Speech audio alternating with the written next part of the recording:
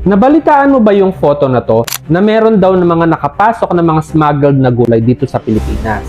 Ngayon, pag-uusapan natin bakit natin kailangan iwasan ang mga smuggled na mga gulay.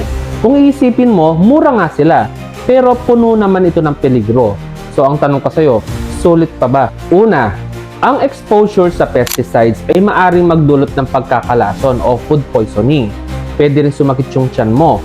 O kaya long-term diseases, pwede rin cancer. Pangalawa, merong improper handling ng smuggled vegetables kasi hindi mo naman alam Pwede itong pagmulan ng bakterya tulad ng salmonella o kaya E. coli. At pangatlo, pwede hong makompromise yung ating immune system. Lalo na kung lagi kang kumakain ng mga to. Alam nyo ho, ang kalusugan natin ay mas importante kesa sa pagtitipid. Maging mapanuri po tayo sa mga binibili natin. And syempre, kailangan mong suportahan yung mga legal na agriculture at unahin naman natin yung health mo.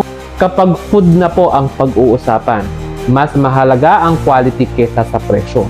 Syempre, kalusugan mo ang puhunan.